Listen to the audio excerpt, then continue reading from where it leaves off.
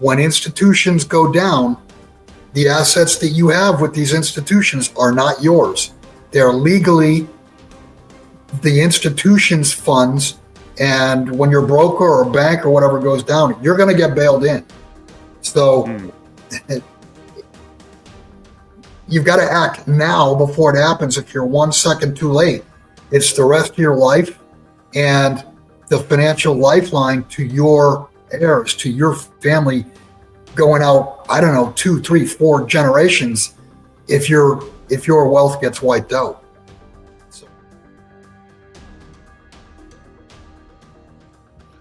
You're watching Capital Cause, and my name is Danny. Today's guest is Bill Holter. Bill, thank you so much for coming back on the show. Thank you for having me, Danny. Yeah, let's just dive right in here, Bill. You and I, we were both looking at the markets. It is April 16th, 2025, and we are looking at a surging gold price sitting at around $3,300.43 at the time of this recording on the June contract. And then you've got the rest of the broad market completely down, 2 to 3% down. But gold and oil seem to be the exceptions. Bill, what do you make of the events transpiring that have transpired last week with the start of the trade war and seemingly as they continue forward? I mean, we've got a lot of new developments this week. We'll get into those in a bit. But what do you make overall in terms of what's going on? Are we looking at more downside? Is this the beginning of the debt crisis, the credit crisis that you've been talking about? Yeah, I think it is. What you're looking at, it's the reset happening before your eyes.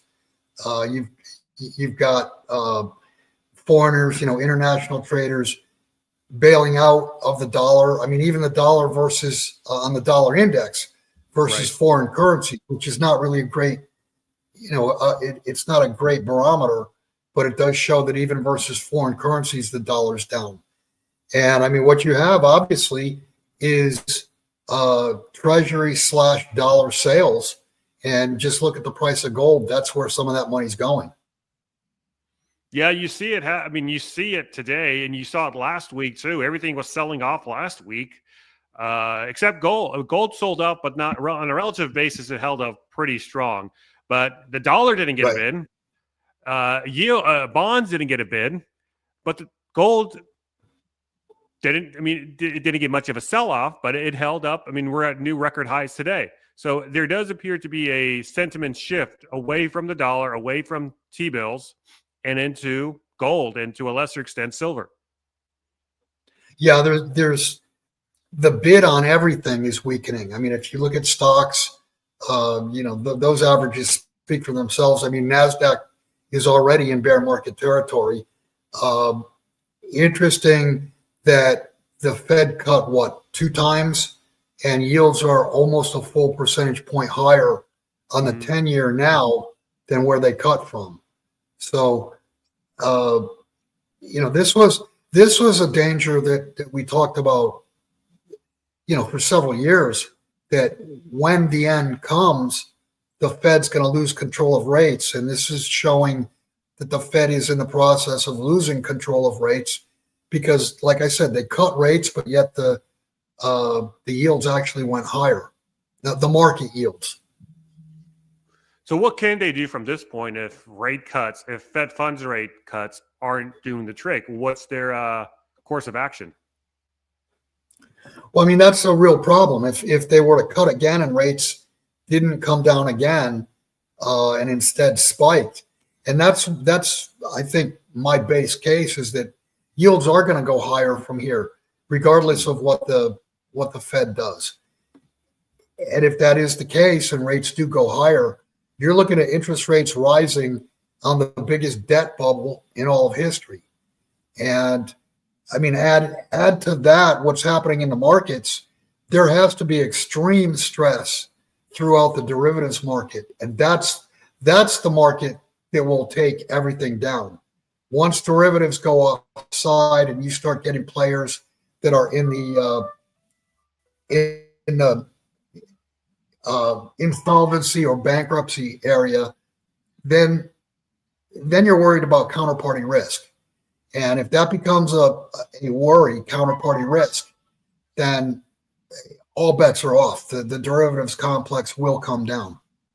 And remember, that's over a $2 quadrillion market.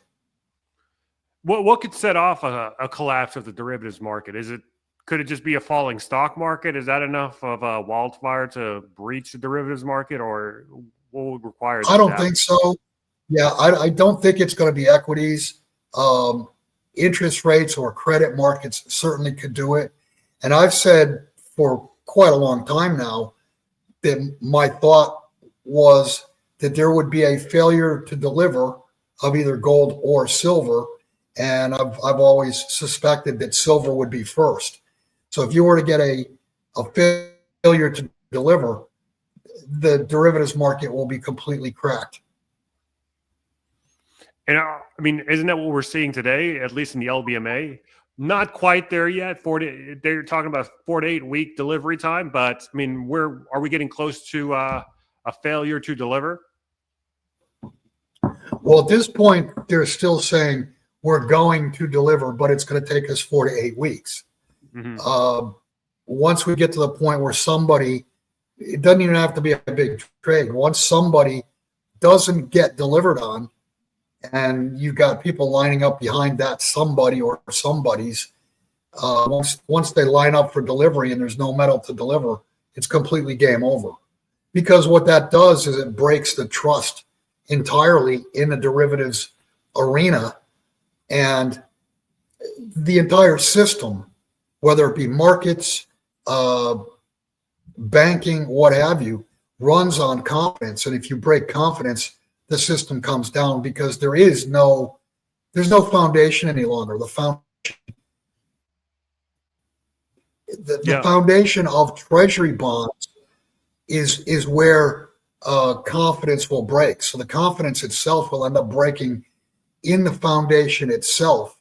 And that's the problem with not having something real that backs or supports the whole system.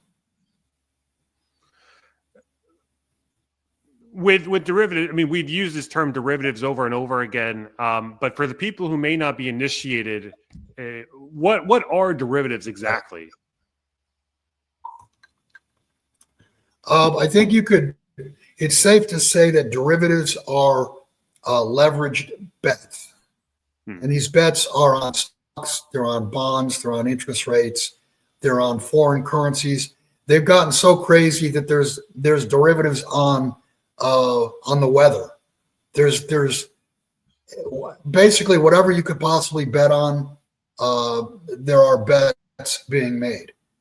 And that's the problem, is that it's gotten so prolific. The derivatives market is many multiples of what all the assets on the planet are worth. So you have this humongous tail wagging, if you want to call it a bloated dog. And when I say bloated, I'm talking about bloated from the standpoint of credit, too much debt. So that, I mean, that's the danger, is that the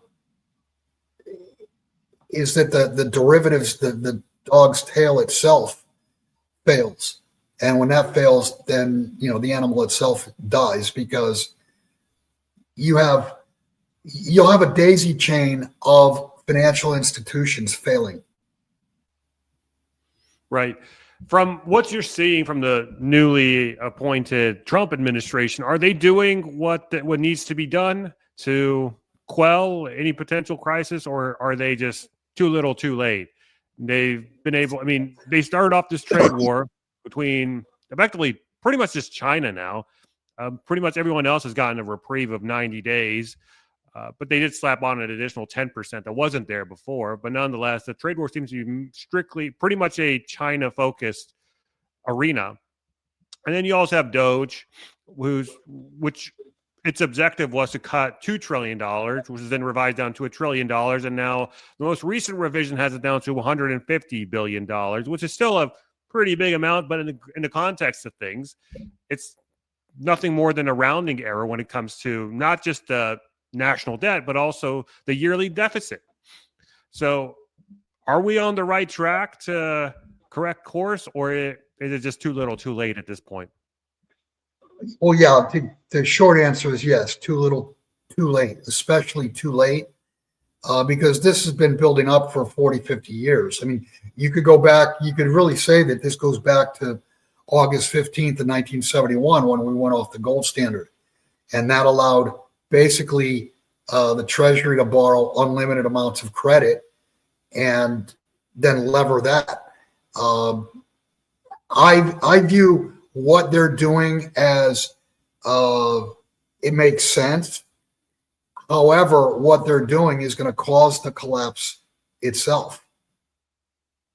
I mean, you can't take hundreds of billions or $1 trillion out of the system that would have been spent and would have been, would have worked like engine oil, if you will. Mm-hmm. You can't crank the cash flow being generated out of the system. You can't crank that down, and that's what they're doing by no longer, funding a lot of these agencies. Doge coming in, cutting here, cutting there. I mean, that's money that would have been in GDP, and now it's no longer in GDP. So that's less money. If you're looking for great deals on gold and silver, coins and bars from a company that you can trust, then you've got to check out the good folks over at Pimbex. This year, I've really gotten to know these guys, and all I can say is you're not going to deal with a better group of people. They're a family-owned gold and silver online bullion company offering the essentials and more at industry-leading prices while always providing first-class top-tier service. That's PIMBEX.com. And if you're looking to convert some or all of your retirement account into real gold and silver, give Pimbex a call. They'll help explain the process and get you started on the right path.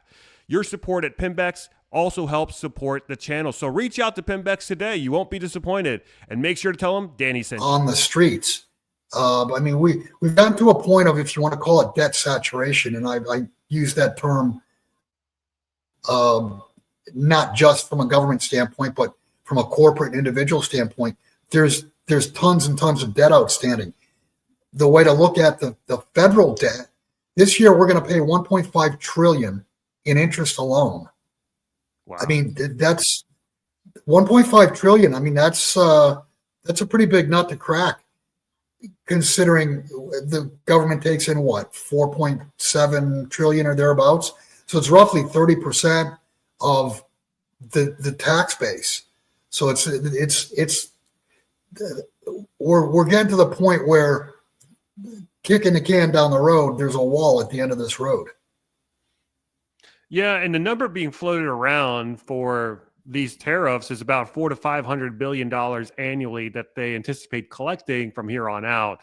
But from the perspective that you've just laid out, I mean, that still wouldn't be enough to cover the interest expense on the debt. So even if you do bring in this ERS, this external revenue service that they've been talking about, it still is not enough. It's this recurring theme of, this may have been a great idea about 10 years ago, 15 years ago, but today seems to be a little too late. It's more than 15 years ago. I mean, 17 years ago was 2008, the great financial crisis. And really something needed to be done before that. And what the response to 2008 was to paper it over with more credit, more debt and more money supply. So what they're trying to do now needed to be done before 2008. And what happened in 2008, that problem got bigger and bigger, and here we are again. And now the problem is what's different today from 2008 is back then you had the central banks of the world and sovereign treasuries of the world stepping in to save the system, to save the banking system. At this point, who's going to come in and say? And what they did was they blew up their balance sheets in the process. So now we have the same problem.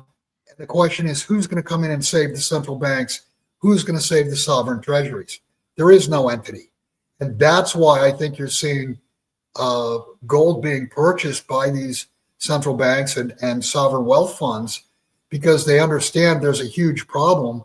And the only way the only thing you can put on your balance sheet that'll explode upward in value when credit comes down is gold. And that's why you're seeing these, that's why you've seen, gold run from under 2,000 to over 3,000. Yeah, and it doesn't seem to have, the momentum is just unrelenting. Do you see it slowing down from here? We do have a 100-to-1 gold to silver ratio. That's very rare. We've never been at a ratio, beyond 100-to-1 other than the big COVID crash in 2020. Right. Other than that, the ratio is at its peak right now. Do we see gold correct down to revert the mean of the ratio, or does silver catch up sooner or later? Well, it wouldn't be surprising to see a $400 or $500 correction in gold. It's certainly due that type of correction at this point. But if you look at a chart, it really looks like a tractor in first gear that just steadily goes. Mm-hmm. The volatility, yes, it is finally picking up. And that tells me that since the volatility has picked up, we probably have bigger moves ahead of us, and they're going to be both upward and downward. But when this settles out, gold is going to be at a much, much higher number, and silver will be at a much higher number at a lower ratio, I think. I believe silver is going to way outperform gold. And it makes sense because the concentrated shorts are in the silver market, which is just a tiny fraction of the gold market. So it's so much easier to bully silver with paper contracts than it is gold. You put up less money, you get more bang for your buck. And over the years, they've tried to suppress silver because, and I've said this a million times, silver is the pin to gold's grenade. And silver blows up. Let's say you start seeing $2, $3, $5, $8 or $10 days in silver. Do you really think gold is going to ignore that? No, gold's going to go wild to the upside also. And gold going wild to the upside is an absolute vote of no confidence. Yeah. Well, you're starting to see copper also get a bid as well. To a lesser degree, platinum get a bid. So it seems like aside from the broad market, oil is also getting a bid. I'm looking at a $62 oil, WTI oil price. We did see some weakness now in the oil price last week. It seems to have rebounded this week from $56 to $62. Do we see more weakness in energy moving forward, or is there just too much risk out there, geopolitical risk to being priced in, like in the Iran war, Ukraine war, et cetera? Yeah, you mentioned oil. Was it platinum or palladium and copper? Copper's come off its high, but palladium, platinum, oil. Those. If you look at charts, they're crushed. Those are 50% or less than their all-time highs. So those are not the bounces that you've seen in the last few days. And I think that's what they are, is bounces. And I think it's a reflection of fear of weaker real economies, in the future, 6 months, a year out. If the world economy was really humming along, you would certainly see at least $75 or $80 oil. And yeah, you're right. As far as from a geopolitical standpoint, oil, you could wake up one morning and find it up over $100 and never look back. If there were some type of geopolitical event that warranted that, a war or something like that. Then you'll see commodity prices explode. Right. Now, what's been kind of the tailwind in the U.S. market as well as the dollar is that foreign investors pile into the U.S. market. And when they pile into the U.S. markets, what do they have to do? They have to go get dollars to buy U.S. stocks. That provides a tailwind for the dollar. That provides a tailwind for the U.S. stock market. Now, as things begin to unwind and reverse, are we anticipating the reverse of that? I.e., once the market unwinds further, you see a sell. You see no bid for the U.S. dollar, which is seemingly what happened as well. It seems like you look at the DXY, that's down. The euro is up, the yen is up, but that's simply because foreigners are fleeing the dollar. They're also fleeing T-bills, U.S. debt. is this going to accelerate? Are we about to see a much lower DXY in the process as things unwind? Yeah, I think there's a good chance that we see a much weaker dollar, uh, and that would also be reflected in higher yields because if you've got foreigners selling T-bills, notes, bonds, then yields will go higher. But I mean, yeah, for years and years and years, for decades, the United States was considered a safe haven, and now I think foreigners are looking at the U.S. and saying, "Hey, wait a minute, their financials aren't that good. They're certainly not honest. You know, they say one thing, they make a deal, and they break the deal. I mean, the deals we've made, we don't keep our word." So I think the flight of capital out of the U.S. is going to continue and probably intensify. And I think gold has replaced treasuries as the intellectual or mental safe haven for foreigners. They're no longer flocking to treasuries; they're flocking to gold instead. Yeah, that seems to be the case. I mean, what do you make of this this trade war that we've seen with China? It seems like this entire thing was planned just to isolate China. You've now seen Trump raise the tariffs to 425% on the part of China. You've also seen him make threats towards any other country that if they don't cut off deals, if they cut off their deals with China, they'll be rewarded with less tariffs. Where do you think this ends? Are we heading into I mean, the old saying is when goods stop crossing borders, then bullets will. Is this where we're heading? Yeah, I think ultimately that's where this is going to go. I mean, you have to look at Washington and think that they definitely want to get something started with Iran. I mean, obviously, Israel would like the United States to do something with Iran. I think that is the danger. That's the flashpoint. As far as the tariffs are concerned, you know, I went on the record right off the bat that I don't think tariffs are a great idea because it's, if nothing else, it will slow trade. And when trade slows down, then there's less income, less cash flow generated. And you can't shut cash flow off of a system that is full-blown Ponzi. And that's where we are. We're a full-blown Ponzi scheme. Yeah. So let's think this through. The tariffs create kind of a bottleneck in the supply in the supplies on the supply side, which is inflationary. Right. But then you also have consumers who may just stop buying things if they get too expensive. So that's deflationary. Right. If foreigners stop buying our stocks and all of our other stuff, or dump dollars, that's another tailwind for inflation from the international side, meaning those dollars are coming back home to the U.S., which increases the money supply. So where are we heading? It seems like we've got multiple inflationary and deflationary forces in the works here. Is this kind of like the best word I can probably use, and correct me if I'm wrong, is probably stagflation or something like that?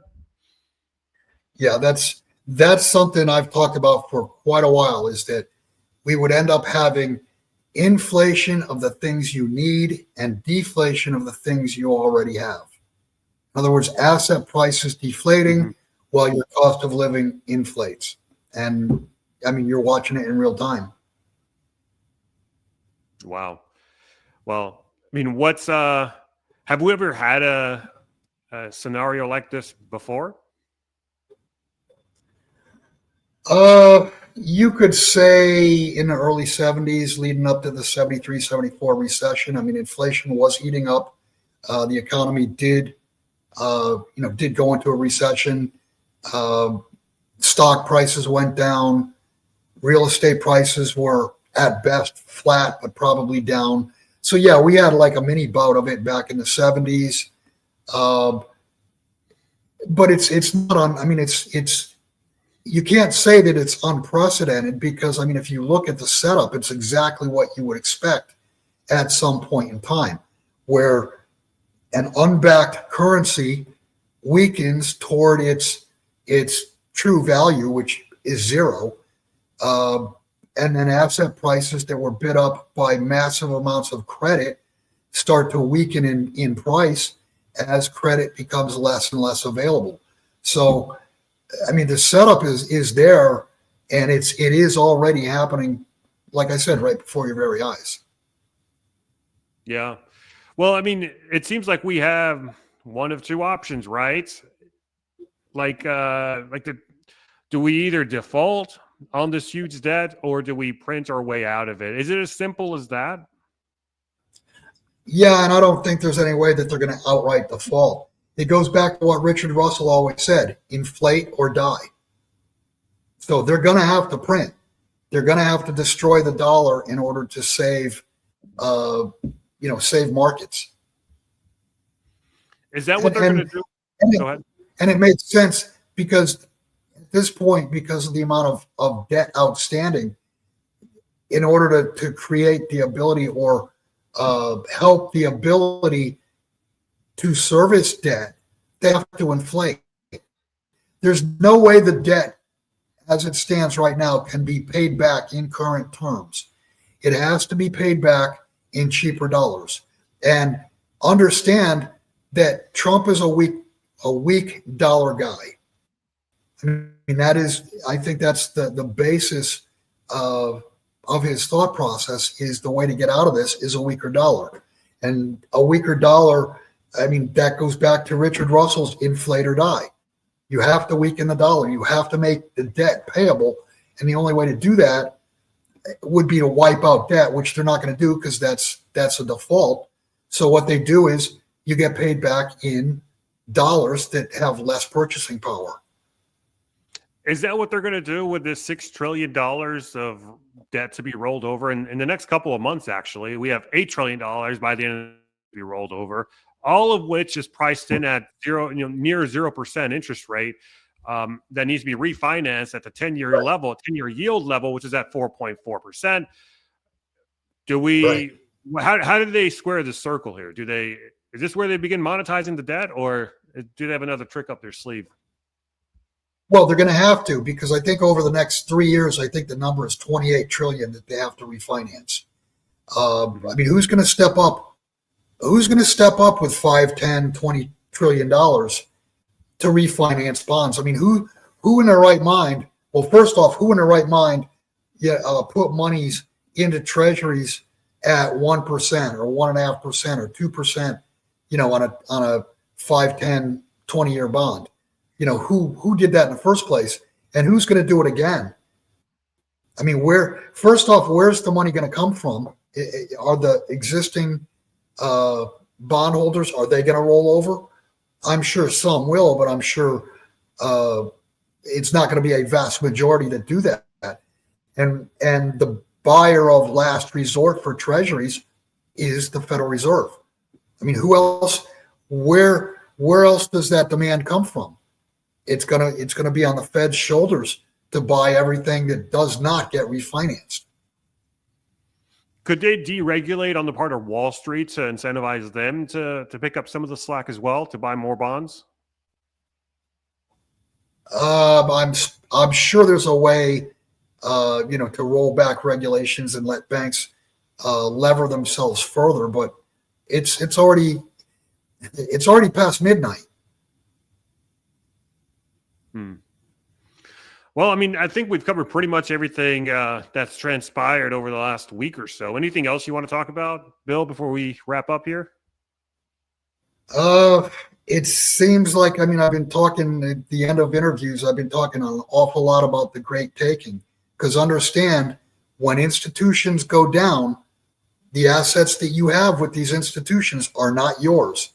They're legally the institution's funds. And when your broker or bank or whatever goes down, you're going to get bailed in. So you've got to act now before it happens. If you're 1 second too late, it's the rest of your life and the financial lifeline to your heirs, to your family, going out, I don't know, 2, 3, 4 generations if your wealth gets wiped out. So how can one mitigate this?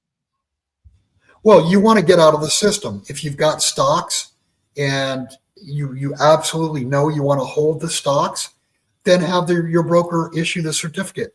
Once you have it in your hand, that is your title or your deed to the stock. It cannot get bailed in. You just want as few intermediaries between you and your capital. And I mean, the ultimate way to get out of the system is take balances, buy gold, buy silver, hold them yourselves, or vault them in a private non-bank vault.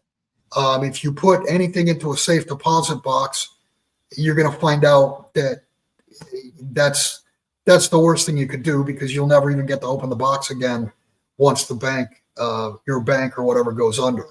So don't think of a safe deposit box as safe, because it's not. But you just basically want to get as much of your capital out of the system, where that if you wake up one morning and the markets are closed and brokers are failing and banks are failing left and right, that it doesn't affect you, because you've already gotten your capital out of the system. The system is gonna gobble the public's. It's gonna gobble up the capital that they are custodian for. And that the laws are already on the books. They started putting these on the books since 2014. It's all over the world.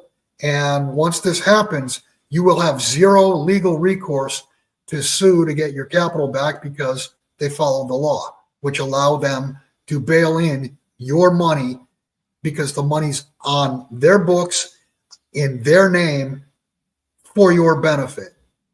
But the for your benefit part is not going to happen if your institution goes under. Is there anything we can, someone could ask their local bank about to ascertain whether or not that they are, on the brink of a bail-in or not? Are there any key metrics we can look at or things like that? Yeah, first off, no bank is ever going to tell you, even the day before they go under, that they've got problems.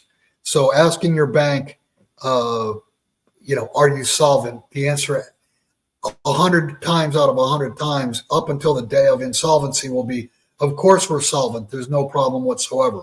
So just understand that even healthy institutions, if they're doing business with an unhealthy institution, when the unhealthy goes insolvent and doesn't pay the healthy, then the healthy becomes sick. So this is going to be a domino chain that falls and takes the good with the bad. The bad is going to drag down the good. Gotcha. Well, it's been a pleasure having you on, Bill. Given all we've talked about, but where can people find you if they'd like to hear and see more?